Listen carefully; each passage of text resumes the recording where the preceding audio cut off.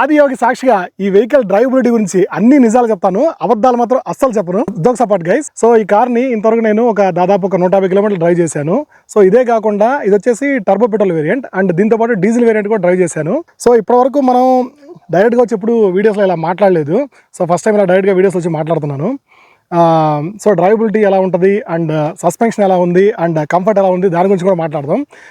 Previous వీడియోలో నేను comfort మీకు చూపించాను ఆల్రెడీ, బట్ ఈ వీడియోలో పూర్తిగా నేను సస్పెన్షన్ మీద అండ్ పవర్ ఎలా జనరేట్ చేస్తుంది అండ్ రన్నింగ్లో ఉన్నప్పుడు కూడా మనకి సస్పెన్షన్ ఎలా ఉంటుంది దాని గురించి మాట్లాడబోతున్నాను. నేను ఇందాక చెప్పినట్టు దాదాపుగా 150 కిలోమీటర్లు డ్రైవ్ చేసాము అండ్ ఇప్పుడు మళ్ళీ రిటర్న్ డ్రైవ్లో వెళ్ళబోతున్నాము. సో రిటర్న్ డ్రైవ్ వెళ్ళేటప్పుడు కూడా నా ఎక్స్పీరియన్స్ ఎలా ఉందో మీతో షేర్ చేసుకుంటాను.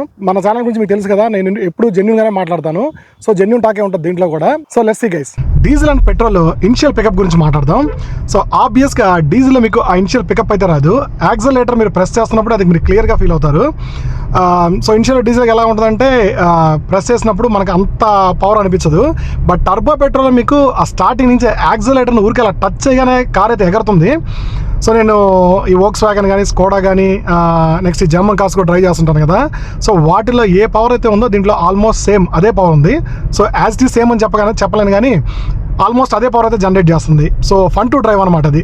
సో ఎవరైతే డ్రైవింగ్ ఎంతూజియాజం అనుకుంటారో వాళ్ళ కోసం అయితే టర్బో పెట్రోల్ పర్టికులర్గా డిజైన్ చేయబడింది.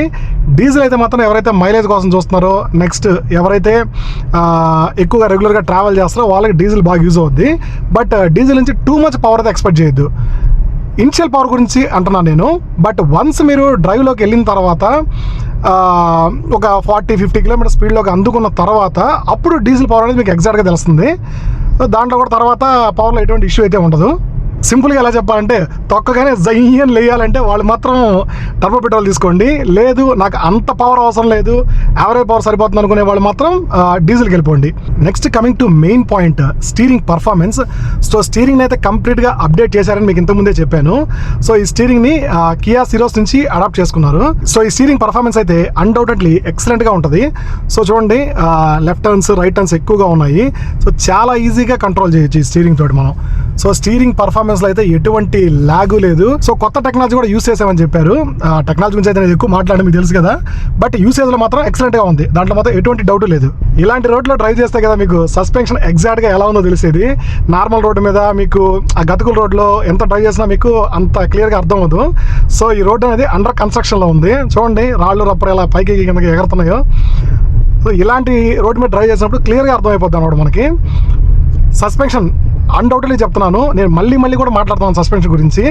సో సస్పెన్షన్ అయితే ఖచ్చితంగా చాలా ఇంప్రూవ్ చేశారు. టెక్నాలజీ వైజ్ కానీ ఈవెన్ ట్యూనింగ్ వైజ్ కానీ చాలా ఇంప్రూవ్ అయింది సస్పెన్షన్. ప్రీవియస్ జనరేషన్ది అంతకుముందు జనరేషన్ది ఫేస్ లిఫ్ట్ వచ్చింది కదా, ఆ ఫేస్ లిఫ్ట్ మోడల్స్ కూడా నేను క్లియర్గా డ్రైవ్ చేశాను. వాటిలో సస్పెన్షన్ నాకు చాలా హార్డ్గా అనిపించేది. వెనకాల కూర్చున్నప్పుడు అయితే అసలు ఎత్తేసినట్టు అనిపించేది అనమాట.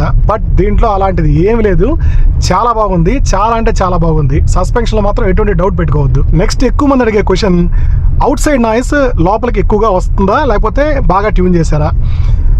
సో దీంట్లో అయితే కొంచెం మిక్స్డ్ ఫీలింగ్ అనే చెప్పాలి. ఇలాంటి రోడ్ల మీద ఖచ్చితంగా మీకు టైర్ నాయిస్ అనేది లోపలికి వస్తుంది, దాంట్లో సెకండ్ థాట్ పెట్టుకోవద్దు మీరు. బట్ సిటీలో డ్రైవ్ చేస్తున్నప్పుడు మాత్రం నాయిస్ అయితే మాత్రం చాలా బాగా ట్యూన్ చేశారు. అంత ఎక్కువ నాయిస్ అయితే లోపలికి రావట్లేదు. బట్ అగైన్ మళ్ళీ డ్రైవింగ్ కండిషన్స్ బట్టి మారిపోతుందని చెప్పా కదా. అదే హైవే మీద వెళ్ళేటప్పుడు ఎలా అనిపిస్తుంది అంటే హైవే మీద టైర్ నాయిస్ అనేది కొంచెం లైట్గా లోపలికి తెలుస్తుంది. Next road visibility and lighting మీరు క్లియర్గా చూసుకోవచ్చు. కార్ లోపలికి లైటింగ్ అయితే చాలా బాగా వస్తుంది. సో నా కెమెరా కూడా లైటింగ్ సరిగ్గా లేకపోతే రికార్డింగ్ అనేది అంత క్లియర్గా చేయదనమాట. సో లైటింగ్ అనేది దీనికి చాలా క్లియర్గా ఉండాలి. సో మీరే అర్థం చేసుకోవచ్చు లైటింగ్ ఎంత బాగా వస్తుందో. కార్ డ్రైవ్ చేస్తున్నప్పుడు ఓవరాల్ యాంబియన్స్ కూడా చాలా బాగుంది. సో కియాలో ఇది మనం సపరేట్గా చెప్పాల్సిన పని లేదు. ఇంటీరియర్స్ వాళ్ళు చాలా రిచ్గా డిజైన్ చేస్తారు. హుండాయిలో అంత మీకు ఇంత ప్రీమియంగా అనిపించదు, బట్ కియాలో మాత్రం ఆ ప్రీమియంనెస్ అనేది కొట్టొచ్చినట్టు కనిపిస్తూ ఉంటుంది. సో ఇప్పటివరకు ఈ కార్ ఆన్ రోడింగ్ అయితే చూశారు. ఇప్పుడు ఆఫ్ రోడింగ్ చూద్దాం. పెద్ద స్లోప్ అయితే ఉంది, ఆ స్లోప్ని ఎక్కిస్తున్నాను. ఇది diesel automatic car. So diesel automatic కార్ని చాలా తక్కువ ఆర్పిఎం నుంచి స్టార్ట్ చేసి ఎక్కిస్తున్నాను. చూడండి ఎంత ఈజీగా ఎక్కేస్తుందో. సో ఎటువంటి భయాలు పెట్టుకోవద్దు మీరు. డీజిల్ మనకి ఇనిషియల్ పవర్ తక్కువ ఉంటుంది, కొండలు ఎక్కడానికి ఎప్పుడన్నా తిరుమల వెళ్ళేటప్పుడు ఫుల్ ప్యాక్ అయినప్పుడు ఎక్కడానికి కష్టం అవుతుంది అనుకుంటారేమో. సో అలాంటి లాగ్ అయితే ఏం లేదు, చాలా ఈజీగా ఎక్కేసింది. చూడండి చాలా ఎత్తు ఉంది అది. సో ఈవెన్ ఇంత షార్ట్ టర్నింగ్స్లో కూడా చూడండి ఈజీగా టర్న్ తిప్పుతాను నేను. సో మనకి ముందు అయితే పెద్ద లోయ లాంటి ప్లేస్ ఉంది. సో అక్కడి నుంచి నేను చూడండి ఈజీగా టర్న్ తీసేసుకుంటున్నాను. సో టర్నింగ్ రేడియస్ కూడా మనకి చాలా బాగుంది, దాంట్లో కూడా ఎటువంటి ఇబ్బంది లేదు. అండ్ ముఖ్యంగా ఇలాంటి అన్ఈవెన్ రోడ్స్లో నేను టెస్ట్ చేయడానికి మెయిన్ రీజన్ దీని సస్పెన్షన్ చెక్ చేద్దామని. సో చాలామందికి దీని సస్పెన్షన్ గురించి చాలా భయాలు ఉన్నాయి. సో ప్రీవియస్ దాంట్లో సస్పెన్షన్ అంత గొప్పగా ఉండేది కాదు, ఏదైనా స్పీడ్ బ్రేకర్లు వచ్చినప్పుడు ఎత్తేసేది అనమాట. సో అలా కాకుండా దీంట్లో సస్పెన్షన్ అయితే ఇప్పుడు చాలా స్మూత్ ఉంది. ఆన్ రోడింగ్ అయితే ఎలా ఉందో ఆఫ్ రోడింగ్ కూడా నాకు చాలా బాగా అనిపిస్తుంది. ఎక్కడ కూడా మనకి ఎత్తేడాలు, ఆ బంపీ ఫీలింగ్ అయితే ఎక్కడా లేదు. సో ఇప్పటి వరకు సస్పెన్షన్ గురించి చాలా ఎక్కువగా డిస్కస్ చేశాం కదా. సో సస్పెన్షన్ ఇంప్రూవ్ అయిందంటే ఆటోమేటిక్గా స్టెబిలిటీ కూడా ఇంప్రూవ్ అవ్వాలి కదా. మరి స్టెబిలిటీ ఎలా ఉంది? సో అన్డౌటెడ్లీ ఐడియల్ స్పీడ్ అంటే అరౌండ్ ఒక 80 స్పీడ్, నేనైతే 80 స్పీడ్ రికమెండ్ చేస్తాను. సో ఏ టెస్ట్లు చేసినా కానీ, డ్రైవ్ టెస్ట్లు ఏం చేసినా కానీ 80 స్పీడ్లో చేస్తే మనకి క్లియర్గా అర్థమవుతుంది అనమాట దాని సస్పెన్షన్ ఎలా ఉంది, ప్లస్ స్టెబిలిటీ ఎలా ఉంది. ఓవర్ స్పీడ్గా వెళ్ళిపోయి స్టెబిలిటీ ఎక్స్పెక్ట్ చేయడం, నెక్స్ట్ బ్రేకింగ్ బాగుండాలని ఎక్స్పెక్ట్ చేయడం కరెక్ట్ కాదు. సో ఐడియల్ స్పీడ్లో 70 to 80 స్పీడ్లో స్టెబిలిటీ అనేది చాలా బాగుంది. మీరే చూడొచ్చు, నేను స్టీరింగ్ని అటు ఇటు ఊపుతున్నాను, బట్ కార్ అయితే అంత ఎక్కువగా ఏం ఊగట్లేదు. సో స్టెబిలిటీ కూడా అన్డౌటెడ్లీ చాలా బాగుంది. ఇంతసేపు డ్రైవ్ చేసిన తర్వాత మనం ముఖ్యంగా మాట్లాడాల్సిన ఇంకో main thing driver seat comfort అయితే నెక్స్ట్ లెవెల్ ఉంది. నేను ఇంతకుముందు వీడియోలో కూడా మనకు చెప్పాను. సో ఇంతకుముందు కారులో డ్రైవర్ సీట్ కంఫర్ట్ అంత గొప్పగా ఉండేది కాదు, బట్ దీంట్లో సీటింగ్ కంఫర్ట్ ఖచ్చితంగా ఇంప్రూవ్ చేశారు. బ్యాక్ సీట్ కంఫర్ట్ కూడా బాగా ఇంప్రూవ్ చేశారు. ఎస్పెషల్లీ డ్రైవర్ సీట్ కంఫర్ట్ అయితే ఆల్మోస్ట్ 150 కిలోమీటర్లు డ్రైవ్ చేశాం కదా. 150 కిలోమీటర్లు డ్రైవ్ చేసిన తర్వాత కూడా చాలా బాగా అనిపిస్తుంది.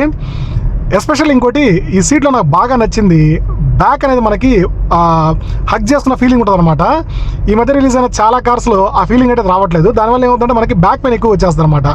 బట్ దీంట్లో ఆ హగ్గింగ్ పొజిషన్ ఉండడం వల్ల బ్యాక్ పెయిన్ అనేది మనకి ఎక్కువగా రాదు. సో ఎక్కువ దూరం డ్రైవ్ చేసినా కానీ, ఒక 2-3 గంటలు అటెస్టెడ్ డ్రైవ్ చేసినా కానీ మనకి బ్యాక్ ఏక్ కానీ, స్పైన్ పెయిన్ కానీ ఇలాంటివి ఏం తెలీదు. ఇంకోటి ఎక్కువ మంది ఇంట్రెస్ట్ చూపించే విషయం, సో మైలేజ్ గురించి అయితే నేను ఇప్పుడే మాట్లాడాను గైస్. ఎందుకంటే ఈ కార్ని ఇప్పటికే చాలా మంది డ్రైవ్ చేశారు. ఇది ఒక టెస్ట్ డ్రైవ్ కార్ కదా, ఎవరు పడితే వాళ్ళు ఇష్టం వచ్చినట్టు డ్రైవ్ చేస్తుంటారు. సో కొంతమంది స్మూత్గా డ్రైవ్ చేస్తుంటారు, కొంతమంది హార్డ్గా డ్రైవ్ చేస్తుంటారు. సో యావరేజ్ మైలేజ్ అనేది నేను ఇప్పుడే చెప్పలేను. అండ్ మన ప్రీవియస్ వీడియోస్ కూడా మీరు చూస్తే వెంటనే నేను యావరేజ్ మైలేజ్ అని చెప్పాను అనమాట. కొత్త కార్స్కి ఒక 2-3 మంత్స్ అయిన తర్వాత యావరేజ్ మైలేజ్ గురించి, నెక్స్ట్ మిగతా వాటి గురించి కూడా మాట్లాడతాను. ఇది కూడా ఒక ఇనిషియల్ రివ్యూగానే కన్సిడర్ చేయండి, అంతేగాని ఒక లాంగ్ టర్మ్ రివ్యూ లాగా మిగతా అసలు కన్సిడర్ చేయొద్దు. ఈ కార్లో మనకి డ్రైవ్ మోడ్స్ అనేవి అవైలబుల్లో ఉన్నాయి. ఆ డ్రైవ్ మోడ్ సంబంధించిన బటన్ మనకి స్టీరింగ్లో ఇక్కడే ప్రొవైడ్ చేశారు. సో ఇది ప్రెస్ చేస్తున్నప్పుడు మనకి డ్రైవ్ మోడ్ అనేది చేంజ్ అవుతూ ఉంటుంది. Eco, normal and sports mode. ఎకోకి నార్మల్కి పెద్ద డిఫరెన్స్ అయితే ఏం తెలియదు, బట్ ఎకోకి స్పోర్ట్స్కి మాత్రం చాలా డిఫరెన్స్ అయితే తెలుస్తుంది క్లియర్గా మనకి. సో స్పోర్ట్ మోడ్లో మీకు పవర్ ఎక్కువ ఉంటుంది, బట్ అదేవిధంగా మైలేజ్ కూడా తగ్గిపోతుంది మీకు. బట్ ఎకో మోడ్లో పవర్ కొంచెం తక్కువ ఉంటుంది అండ్ మైలేజ్ కూడా మనకు బాగా వస్తుంది అనమాట. సో మన డ్రైవ్ కండిషన్స్ బట్టి వీటిని మార్చుకోవచ్చు. ఫైనల్గా ఈ కార్ డ్రైవబిలిటీ గురించి కంక్లూషన్కి వస్తే సస్పెన్షన్ ఇంప్రూవ్ చేశారు, స్టెబిలిటీ ఇంప్రూవ్ చేశారు, అండ్ బ్రేకింగ్ బాగానే ఉంది. అండ్ కమింగ్ టు డ్రైవబిలిటీ కూడా మీకు చెప్పాల్సిన అవసరం లేదు, చాలా బాగుంది. స్టీరింగ్ పర్ఫార్మెన్స్ కూడా చాలా బాగా ఇంప్రూవ్ చేశారు. సో ఓవరాల్ యాంబియన్స్ కూడా చాలా బాగుంది. అండ్ కంఫర్ట్ వైజ్ అయితే ఇంకా నెక్స్ట్ లెవెల్లో ఉంది కార్ అయితే. ఆ వీల్ బేస్, కార్ లెంత్ పెంచడం వల్ల కంఫర్ట్ అనేది బాగా ఇంక్రీజ్ అయింది. And coming to down sides, చిన్న డౌన్ సైడ్స్ అయితే ఉన్నాయి. వాటి గురించి ఇప్పుడే మాట్లాడద్దు, ఎందుకంటే ఇది కొత్త కార్ కాబట్టి దీని యూసేజ్ని బట్టి అవి మారుతూ ఉంటాయి. సో తర్వాత మనం రెక్టిఫై చేసుకోవడానికి కష్టంగా ఉంటుంది. సో వాటి గురించి ఇప్పుడే మాట్లాడద్దు. ఫ్యూచర్లో ఒక 2-3 మంత్స్ తర్వాత వాటి గురించి కూడా నేను క్లియర్గా మాట్లాడతాను. డ్రైవబిలిటీ మీద మేజర్ పాయింట్స్ అన్ని కవర్ చేశానని అనుకుంటున్నాను. మీకు ఇంకేదైనా డౌట్స్ ఉంటే తప్పకుండా కమెంట్ చేయండి. వ్యాలిడ్ కమెంట్స్ అన్నిటికీ ఖచ్చితంగా రెస్పాండ్ అవుతాను. ఇంకా ఇలాంటి జెన్యూన్ రివ్యూస్ కోసం మన ఛానల్ని తప్పకుండా సబ్స్క్రైబ్ చేసుకోండి.